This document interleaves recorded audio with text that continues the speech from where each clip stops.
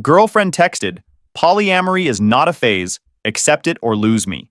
My response? Changed locks and forwarded her message to her religious parents. Suddenly, her core identity became a complete misunderstanding while she frantically screamed outside my door. Hey everyone!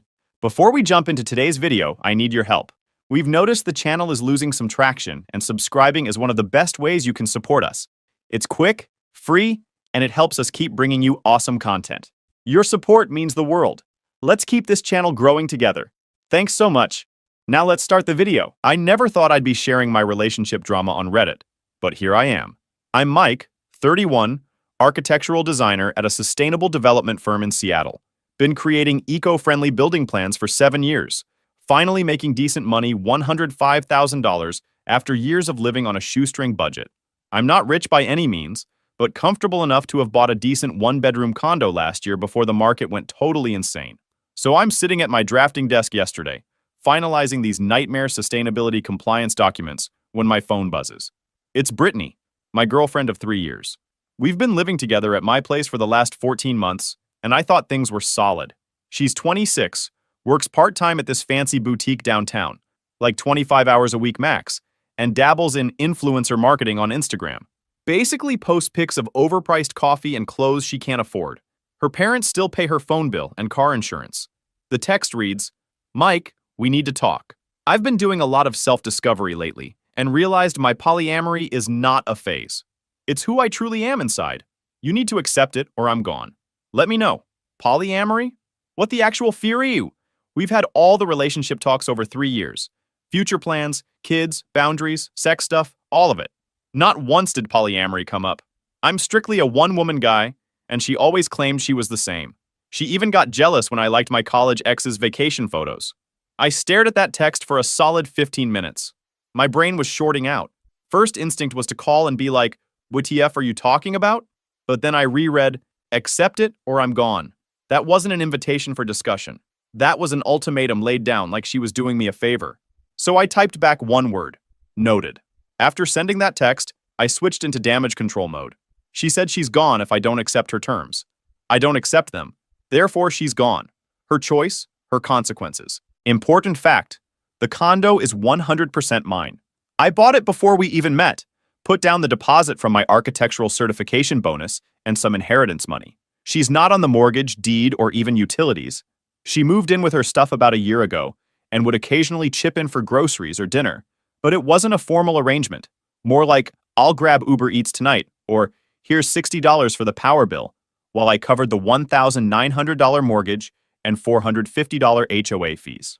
First thing I did was call a locksmith, explained I needed an emergency lock change. Guy said he could be there in an hour and would cost $225. Next, I packed all Brittany's essential stuff. Clothes, toiletries, MacBook, chargers, makeup, basically everything she'd need immediately. Put it all in her expensive luggage set, that I paid for last Christmas, mind you, by the front door. I wasn't trying to be a dick throwing her stuff into garbage bags, just implementing the decision she made. Then I did something that maybe crossed a line, but felt necessary. I forwarded her text to her parents. Susan and Tom are super traditional, conservative small business owners who go to church every Sunday. They've always been weirdly supportive of Brittany financially, despite her being 26, and seem to think I was a stabilizing influence on her. If she's making this kind of life decision, they deserve to know, especially if she's about to show up on their doorstep needing a place to crash. I didn't add any commentary, just forwarded exactly what she wrote. Locksmith showed up. Changed the locks. Cost me $239 after tax, but honest to God, peace of mind is worth 10 times that. I was literally just finishing putting Brittany's Sephora makeup collection into one of the suitcases when my phone started blowing up. Susan, Brittany's mom. "Mike, what on earth is this text Brittany sent you?" Her voice was tight, clearly upset. "She just called me hysterical, saying you threw her out of your home. What is happening?" I tried to stay calm. "Susan, I was as shocked by her text as you are. She sent it an hour ago with an ultimatum about polyamory. If I don't accept it, she's gone. I don't accept being one of multiple boyfriends, so I'm respecting her stated decision to leave under those terms." Polyamory? Multiple boyfriends? That's not how we raised Brittany. Susan sounded genuinely confused. "Are you sure? She's saying this is all a huge misunderstanding and you've completely overreacted." I felt a flash of irritation. Classic Brittany. Drop a bomb, then immediately try to rewrite history when there are consequences. Susan, I can send you a screenshot of the exact text if you want to see it for yourself. There was no misunderstanding. She specifically wrote, "Accept it or I'm gone," regarding polyamory. I didn't accept it, so logically, she's gone. I'm just following through on her terms. There was a long pause on the other end. I'd like to see that text, Mike, if you don't mind, Susan said finally, her voice smaller now. I sent the screenshot while still on the call.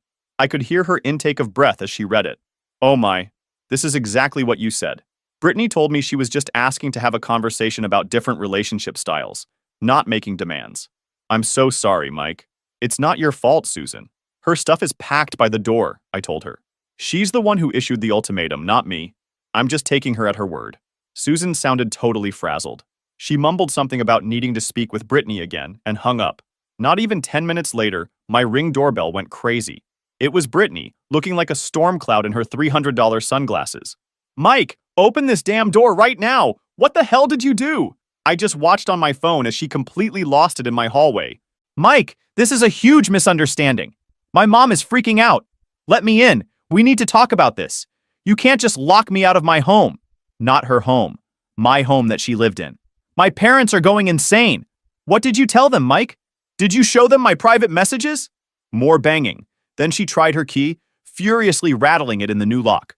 When it didn't work, she went nuclear. You psychotic asshole, this isn't fair. I didn't mean it like that. You're twisting my words. How else could "accept it or I'm gone" be interpreted?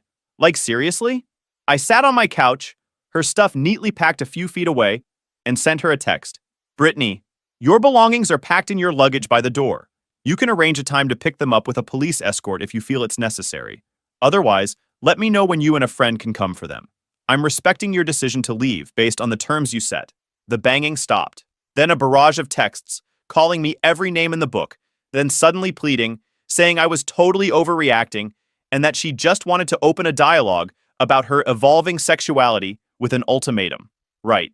It's been nearly a week since the polyamory bomb, and holy shit, what a week. Thanks for the upvotes and comments. Good to know I'm not crazy for thinking that ultimatums via text are a garbage way to handle relationships. So Brittany did not take being locked out well. After her door-banging meltdown, she apparently went straight to her parents' McMansion in the suburbs. From what Tom, her dad, later told me, they were already deeply disturbed by the polyamory text I'd forwarded. When Brittany arrived throwing a tantrum, they took her in, but things got very tense very fast. Brittany immediately tried spinning it that I had massively overreacted to a hypothetical conversation and was being controlling and abusive. Her father called me the next day, sounding torn. Mike, I've spoken with Brittany and Susan. I saw the text you forwarded. To be honest, we're struggling to understand what's happening. Polyamory isn't how we raised her. She claims you completely misunderstood, that she was just trying to explore her feelings and open a dialogue. I had to set him straight. Tom, with all due respect, her text wasn't ambiguous. Accept it or I'm gone. There was no invitation for discussion. It was a clear ultimatum. I didn't accept the condition, so I acted accordingly.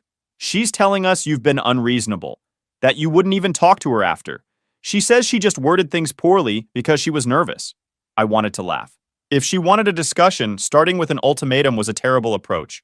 Her things are ready whenever she wants to arrange pickup. The next day, Brittany's best friend Ashley started blowing up my phone. Obviously, she'd only heard Brittany's heavily edited victim narrative version. Mike, you're being such an ass. Brittany was just trying to be honest with you. She told me you completely freaked out over nothing. She's devastated. You broke her heart by overreacting to her trying to be vulnerable with you. She made a mistake in how she worded things, okay? She was scared it would come out wrong, which it did, and you're punishing her for it. You should be more understanding after 3 years together. After her tirade, I just replied, Ashley, Brittany gave me a clear ultimatum, and I made my choice based on that. She's now trying to rewrite what happened. She needs to arrange to get her stuff instead of sending flying monkeys to harass me. Then I got a DM from Tyler, a guy I'd met a few times through mutual friends. Hey man, this is awkward, but I think you should know Brittany's been sliding into my DMs for months with some pretty suggestive stuff. I always shut it down because I knew you two were together. Just thought you should know now that you've broken up. I thanked him and asked for screenshots. He sent them. The timestamps showed she'd been trying to hook up with him while living in my condo, eating my food, and benefiting from my paycheck. The most recent message was just 2 days before her polyamory text. The pieces were starting to fit together. The entitlement went to a whole new level when Brittany texted saying she'd come for her things on Saturday at 2 p.m. Fine, I said I'd be there. Saturday arrives, and Brittany shows up 45 minutes late with not one friend, but with Ashley and Ashley's boyfriend Jake. Jake looked uncomfortable as hell, clearly dragged into this against his will. Brittany marches in without acknowledging me and starts bossing Ashley and Jake around like hired help. Make sure you get my skincare collection from the bathroom cabinet. The Sunday Riley and Drunk Elephant stuff. That's like $900 worth of products. Mike better not have touched it. Then she spots her luggage. You stuffed my things in these bags? Seriously, Mike? My Gucci blouses need to be hung up. Did you even fold anything properly? They're your suitcases, Brittany. The ones I bought you for our Cancun trip. Whatever. This is ridiculous. Jake picked up my PlayStation 5 from the entertainment center. What are you doing with my PS5? I asked him. Brittany jumped in. We play on it all the time. It's basically half mine. No, it's completely mine. I paid $650 for it and stood in line for 4 hours. Your name isn't on it anywhere. Don't be so petty and materialistic, Mike. It's just a stupid game console, said the woman trying to steal my PlayStation. Then Ashley held up the Apple Watch I'd gotten Brittany for her birthday. She gets to keep this, right? Since you're being such a penny-pinching jerk about everything else. Of course she keeps her gifts, I said, trying to stay calm. Brittany then starts going through my vinyl collection, pulling out rare records. What exactly are you doing now? Taking the albums I like. You don't even listen to The Weeknd, and I need these for my Instagram aesthetic. Brittany, those are my records that I collected since college. You're here for your belongings. God, you're such a selfish asshole. No wonder I wanted to see other people. The audacity was mind-blowing. It wasn't enough that she cheated and blew up our relationship. Now she was basically trying to loot my apartment. As they were loading up Ashley's car, Brittany paused at the door. You're going to regret this, Mike. You threw away something special because you're too insecure and controlling. Good luck finding anyone as hot as me with your receding hairline. I didn't throw anything away, Brittany. You did. When you sent that text. And when you were trying to hook up with Tyler for months. Her face went pale. What? Tyler showed me the DMS. All of them. Timestamps included. Funny how your polyamory only applied to you, not me. You don't know what you're talking about, she stammered, but her voice had lost its edge. Tyler's lying. He's been obsessed with me for months. Really? Because he has screenshots of your messages, Brittany. Messages where you initiated everything. Messages where you suggested meeting up at hotels. Messages where you complained about your boring boyfriend who doesn't satisfy you. Still want to stick with that story? Ashley shifted uncomfortably, suddenly very interested in her shoes. Jake was staring at Brittany with undisguised disgust. That's not... Brittany looked from me to her friends, realizing she was losing her audience. You know what? I don't have to explain myself to you. You clearly never understood me or my needs. No, I understood perfectly, I replied calmly. I understood that you wanted the stability and financial benefits of having me while sleeping with other guys behind my back. I understood that when you realized you might get caught, you tried to rebrand your cheating as polyamory to make it seem progressive instead of what it really was. Betrayal. And I understand now that you never actually loved me. I was just your safety net. Ashley cleared her throat. Britt, is this true? Were you really cheating on Mike? Of course not, Brittany snapped, but her eyes couldn't meet Ashley's. He's twisting everything because he can't handle a modern relationship. Show her the screenshots then, I challenged. If you're so innocent, let Ashley see the messages between you and Tyler. Or better yet, let me send them to her right now. Brittany's mask slipped completely. Pure rage flashed across her face as she grabbed the last of her bags. This isn't over, she hissed. You think you're so smart, but you've made the biggest mistake of your life. She slammed the door so hard, the neighbor's dog started barking. That evening, I got a Venmo request from Brittany for $350. Memo. Emotional distress and therapy. I declined it with a note. LMFAO. Then another for $75. Memo. My half of Hulu and Netflix accounts. Declined with, accounts were always in my name, paid from my card. Then another for $1,200. Memo. Half of furniture value. Declined with, you didn't pay for any furniture. This isn't over, is it? The sheer audacity is breathtaking. Part of me wants to laugh, part of me is exhausted, but I'm also weirdly calm now. She's shown her true colors and they're uglier than I ever imagined. Just when I thought the Brittany saga was winding down, Things went completely nuclear. But I gotta say, the ending is pretty damn satisfying in a karma's a bitch kind of way. So after the disastrous move out and her ridiculous Venmo requests, Brittany was still at her parents', and things were apparently deteriorating fast. The polyamory explanation was falling apart under scrutiny. The first sign of escalation was an email from my condo association, a formal complaint against ME. It alleged consistent domestic disturbances and concerning behavior, specifically citing the night I changed the locks, when she was the one having a public meltdown, and the day she moved out, when she and her friends were trying to steal my stuff. It suggested I was potentially dangerous to the community. My jaw hit the floor. She was trying to get me in trouble with my HOA, could potentially affect my property value and standing in the building. I immediately called Lisa, the condo board president. Thankfully, Lisa knows me. I'm the quiet architectural designer who pays HOA fees on time and helps elderly neighbors with their Wi-Fi. I calmly explained everything. Girlfriend sent ultimatum. I accepted her terms. She created a scene outside my door, which my Ring camera recorded. And then she was the one causing drama during move-out.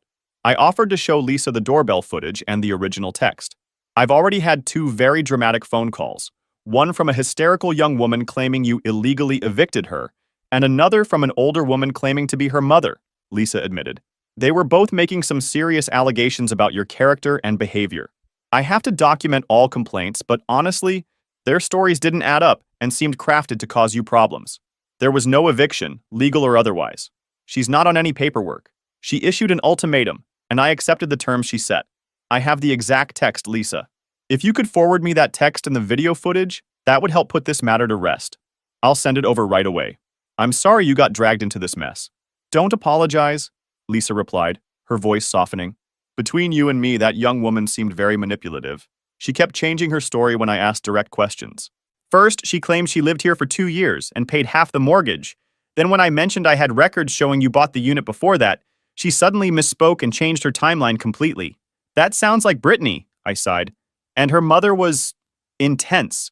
Kept saying how her daughter was such a good Christian girl who would never lie, while also threatening to sue the entire HOA for emotional damages. It was quite the performance. I grimaced. Susan's usually more level-headed than that. I think Brittany has been feeding her a lot of misinformation. Well, send me what you have, and we'll get this sorted. And Mike, document everything going forward. People who make false complaints rarely stop at just one. I sent everything, and the complaint was dismissed 2 days later. Brittany's attempt to damage my reputation failed spectacularly.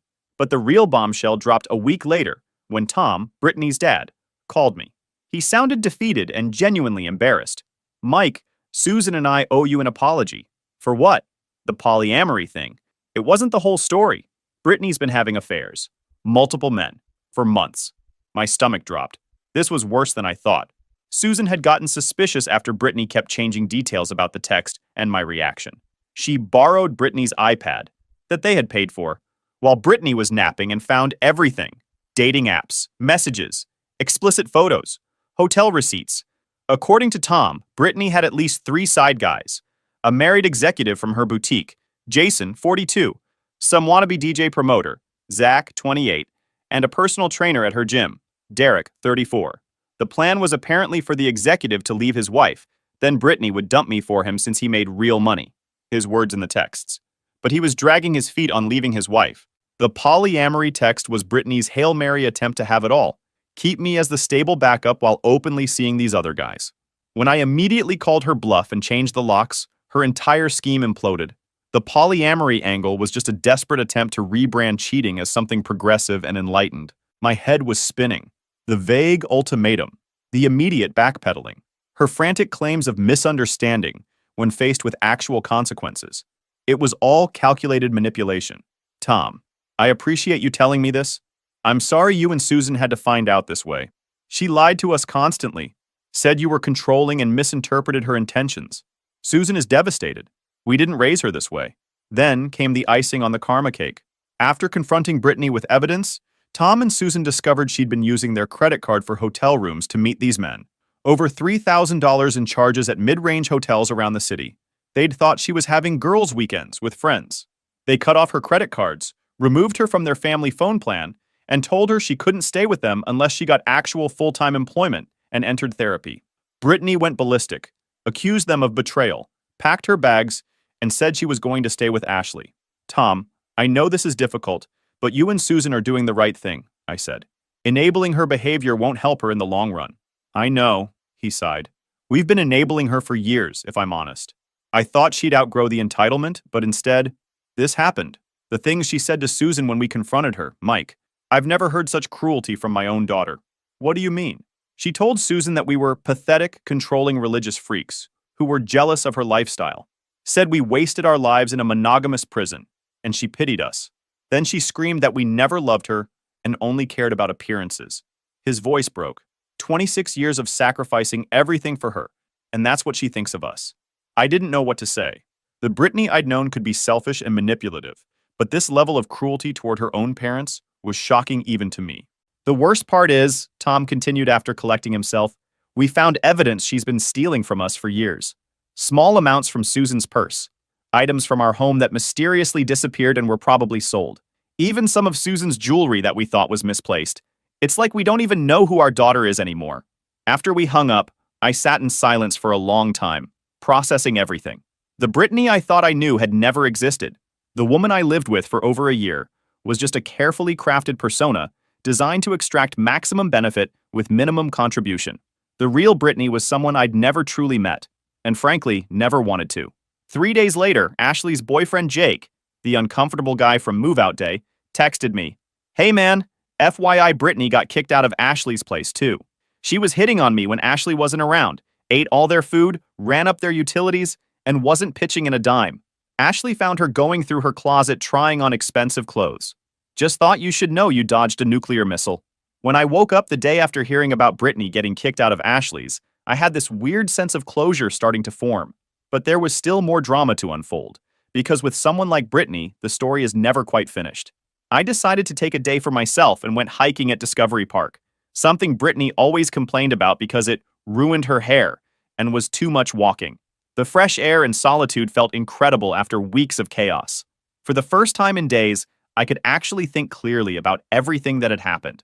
While taking a break at one of the viewpoints overlooking Puget Sound, I received an unexpected call from Megan, one of Brittany's former co-workers at the boutique. We'd met a few times at work events, but weren't really friends. "Mike? Hey, I hope it's okay that I called. Ashley gave me your number. There are some things you should know about what was happening at the store." My stomach tightened. "Go ahead. I'm listening." So, Jason, the married executive? He wasn't the only one at work Brittany was involved with. There was also the regional manager, and even the owner's son. She was basically sleeping her way through management. "Jesus," I muttered. Did everyone know? Most of us suspected, but she was careful. The thing is, she was constantly bragging to me and a couple other girls about her perfect setup, how she had this stable, boring boyfriend who paid for everything while she got to have fun with real men. Each word felt like a knife, not just because of the betrayal, but because of how calculated it all was. "She called me boring?" I asked, though I don't know why that detail stuck out among everything else. "All the time. Said you were predictable and safe, but totally clueless. She actually showed us your credit card statements once, laughing about how you never questioned the charges." I remembered those statements. Small purchases here and there that never seemed worth investigating. Turns out they were gifts for her side guys. "There's more," Megan continued hesitantly. "The day before she sent you that polyamory text, she was showing off this expensive watch that Jason bought her. She told us it was time to upgrade, and that the polyamory thing was her exit strategy in case the Jason situation fell through. The calculated cruelty of it all was staggering. This wasn't just cheating, it was a meticulously planned con. Mike, I'm telling you this because what she did was wrong. Many of us felt uncomfortable with how she talked about you, but we didn't know how to reach out. When we heard what happened with the ultimatum and how you handled it, honestly, we were impressed. She never expected consequences." I thanked Megan for the call and sat on that cliff edge for another hour, processing everything. The betrayal hurt, obviously, but there was also this growing sense of relief. I'd escaped something far more toxic than I'd initially realized. When I got home, there was an envelope slipped under my door. Inside was a letter from Mrs. Kowalski, my 78-year-old neighbor who lived across the hall. In shaky handwriting, she explained that she'd overheard multiple arguments where Brittany was verbally abusing me when she thought no one could hear. Mrs. K had been concerned for months, but didn't know how to bring it up. "Young man, I've lived long enough to recognize a manipulator when I see one," she wrote. That girl would be syrupy sweet in the hallway. Then I'd hear her through the walls screaming at you for the smallest things. I'm glad she's gone. You deserve peace in your own home. I sat with that letter for a long time, remembering all the small incidents I'd excused or minimized. The public criticisms disguised as jokes. The way she'd subtly put me down in front of friends. The constant comparisons to more successful men. All classic manipulation tactics I'd been too close to see clearly. The next day, I decided to take action to protect myself. I gathered all the evidence I had, the text messages, the ring footage, the testimonials from friends and neighbors, and met with a lawyer friend for coffee. He confirmed what I already suspected. I needed to document everything in case Brittany tried to escalate further. She's already attempted to damage your reputation with the HOA, he pointed out. People like this often don't stop until they've exhausted all options for revenge or extortion. He helped me draft a formal cease and desist letter, outlining the harassment and defamation attempts, with a clear warning that any further contact or attempts to damage my reputation would result in legal action. Meanwhile, the fallout in Brittany's life continued. Through mutual connections, I learned that Jason's wife had filed for divorce after discovering the affair, specifically naming Brittany in the paperwork. The boutique had fired her once the full extent of her workplace relationships came to light, and according to Ashley, who had reached out to apologize for believing Brittany's lies, she was couch surfing and frantically trying to rebuild her influencer brand, but sponsors were dropping her after discovering her manipulative behavior. The polyamory text that had started it all now seemed almost comical in its transparency. It wasn't about sexual or emotional freedom. It was just a last-ditch effort to maintain her comfortable living situation while continuing her affairs. When I didn't play along, the house of cards collapsed. Just when things were starting to feel normal again, my peace was interrupted by an unexpected call at nearly midnight on a Tuesday. Unknown number, but I had a feeling I knew who it was. Hello? I answered cautiously. Mike? It was Brittany, her voice thick with emotion. Mike, I need to talk to you. It's midnight, Brittany. What do you want? Everything's falling apart, she said, her words slightly slurred. Jason's getting divorced and blames me. His wife went crazy. She called the store owner and got me fired. Fired, Mike. Actions have consequences, I replied flatly. My parents won't help me anymore. Ashley kicked me out. I've been staying on Zach's couch, but he wants me gone by Friday because his new girlfriend doesn't like it. What am I supposed to do? Not my problem. I have $237 in my account. $237. Do you know how expensive apartments are? I can't even afford the deposit. Again, not my problem, I repeated. You lived with me for a year. You can't just throw me away like garbage. I made a mistake, okay? A stupid mistake. Why are you being so cruel? I took a deep breath. Brittany, you cheated on me with multiple men for months. You gave me an ultimatum. You tried to steal my belongings. You filed false complaints about me. You tried to ruin my reputation. This isn't cruelty. This is karma. I need help, Mike. Just let me stay in your spare room until I figure things out. I won't bother you, I promise. Please, I'm desperate. No. Why not? After everything we've been through together. I still love you, Mike. I made a terrible mistake and I recognize that now. People deserve second chances. The audacity was breathtaking. You didn't make a mistake, Brittany. You made hundreds of deliberate choices day after day, week after week, to deceive and manipulate me. That wasn't a mistake. That was a calculated strategy. You're still angry, I get it, she pleaded, changing tactics. But you're a good person, Mike. A kind person. Do you really want me sleeping on the street? Is that who you are? Don't try to guilt me. Your current situation is entirely of your own making. You had a stable home with your parents and you chose to throw that away too. They're being completely unreasonable. They want me to get some boring office job and go to therapy 3 times a week. They're treating me like a child. No, they're treating you like an adult who needs to face consequences. She started sobbing. What do you want from me? An apology? Fine. I'm sorry. Is that what you want to hear? I'm sorry. I don't want anything from you except to never hear from you again. You're enjoying this, aren't you? Seeing me suffer? Does it make you feel like a big man? Goodbye, Brittany. I hung up and blocked the number. The next day, I received desperate messages from her on every platform. Email, LinkedIn, even my work Slack. How she got that access, I have no idea. Each one more pathetic than the last, begging for money, a place to stay, even asking if I could co-sign for an apartment. One particularly disturbing email caught my attention. Mike, if you don't help me, I might have to do something desperate. I can't live like this. Do you want that on your conscience? Because it will be your fault if something happens to me. This emotional manipulation and thinly veiled threat pushed me over the edge. I forwarded it to my lawyer friend, who immediately recommended filing for a restraining order based on the pattern of harassment and the implicit threat. This is textbook emotional blackmail, he explained. The fact that she's escalating to these kinds of threats after you've clearly cut contact is concerning. We need to document everything and establish legal boundaries now. I blocked her everywhere and filed a harassment report with local police, just to start a paper trail. That evening, I got an unexpected visitor, Ashley herself, looking exhausted and stressed. "I'm sorry to just show up," she said when I opened the door, after checking the peephole carefully. "But I needed to apologize in person and warn you about something." I invited her in cautiously, keeping the conversation in the living room. "First, I'm so sorry I believed Brittany's lies," she started. "She made you sound like this controlling monster, but now I see she was projecting her own issues onto you." "What happened after she stayed with you?" I asked. Ashley shook her head in disbelief. "It was a nightmare from day one. She acted like Jake and I were her personal servants. Ate our food, used my expensive skincare products without asking, borrowed my clothes and returned them stained. She was constantly on her phone setting up dates with different guys, then would get ready using all my makeup and perfume." "Sounds like Brittany," I commented. "The final straw was when I came home early from work and found her going through my jewelry box.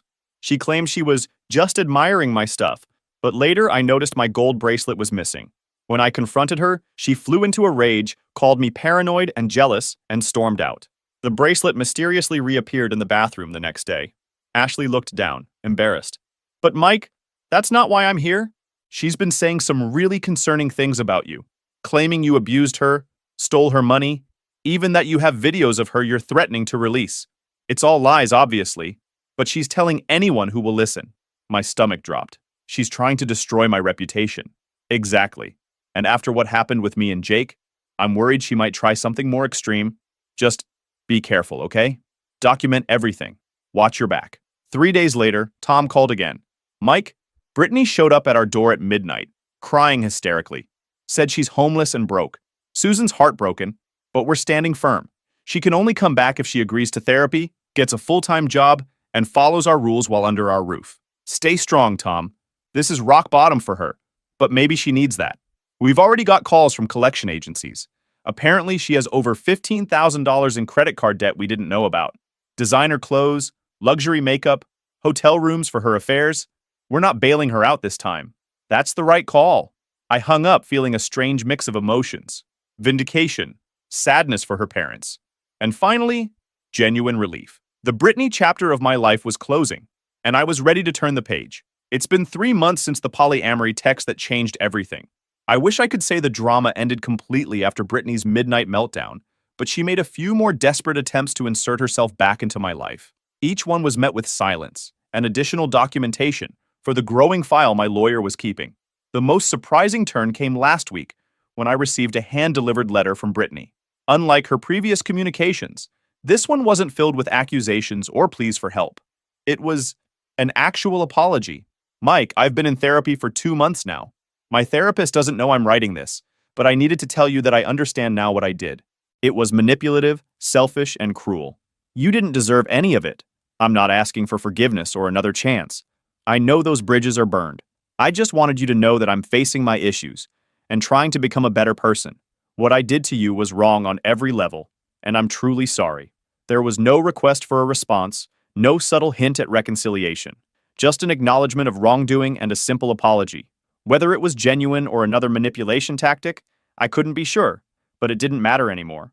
I had moved on. As for me, I'm doing great. Changed all my passwords. Took a fantastic solo trip to San Diego for a long weekend. Reconnected with friends Brittany didn't like, red flag I ignored. Even went on a casual date with a landscape architect from another firm who loves hiking and actually pays for her own stuff. The apartment feels cleaner, more spacious, more mine. My bank account is already recovering without Brittany's constant drain. I look back at our relationship and see all the warning signs I missed. The entitlement, the selfishness, the manipulation. Never again. Sometimes the trash takes itself out, and sometimes it just needs a little push. Thanks for reading, Reddit. Feels good to share with people who get it. Now I'm focused on myself, my career, and finding someone who doesn't think loyalty and monogamy are outdated concepts.